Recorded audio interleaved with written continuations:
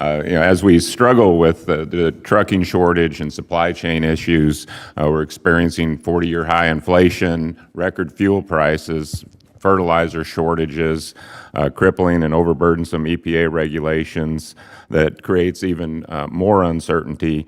We're sitting here today having a second climate change hearing, and I guess it's a little frustrating considering our farmers are client champions. But Dr. Outlaw, I'm sorry, some of the environmental community have continued to villainize farmers and ranchers, even though modern American agriculture is the most sustainable in the world and clearly provides climate benefits.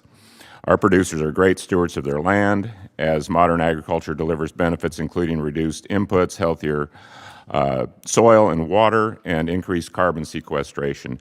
Do you believe that farmers and ranchers are currently being given the credit or recognition that they deserve for practices that generate climate benefits?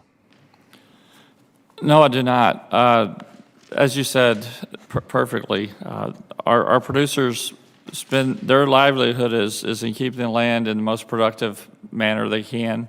And over my 30-plus year career doing policy, I have witnessed a lot of different groups take aim at commodity producers because they would either want the money or they want to try to bust everything up so that things are different.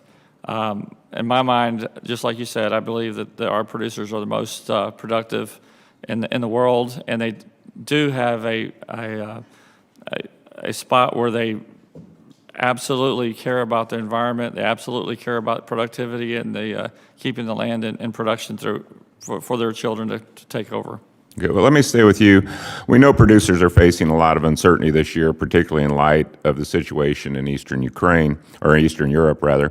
And while some of the headwinds farmers are facing may be outside of our control, there are common sense decisions we make here at home that could help our farmers, such as producing more domestic energy or ensuring that producers have access to the chemistries they need rather than letting EPA pull labels based on unsound science.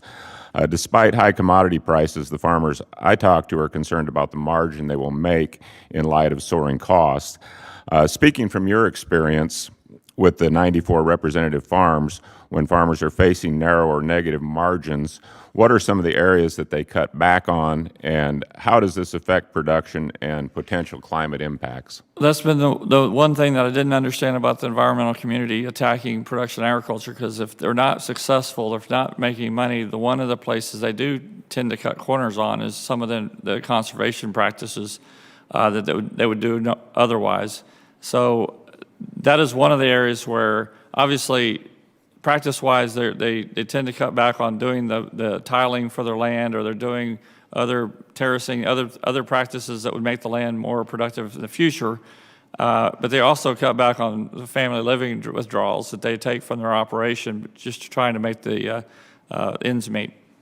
Appreciate that.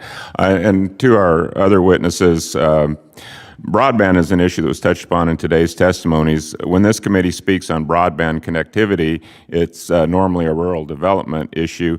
I believe this needs to be part of the climate solutions discussion. Can either of you comment on how increased broadband connectivity could increase innovation and productivity for farmers at the field level, and wouldn't this be a huge step forward as it relates to precision agriculture technology? Yeah, thank you. We've got some exciting new technologies coming online, but a great many of those do require bandwidth, and that is a huge missing piece in much of rural America. We're working closely with a variety of public and private partners to try to get repeaters and boosters and, increase that bandwidth out there. But we're also trying to work with entities like our national labs and some of our very strong engineering programs to really reduce the need for the bandwidth in some of this technology too. But at the end of the day, it all comes down to funding and having the infrastructure out there. Okay, in 30 seconds, if you'd care to comment.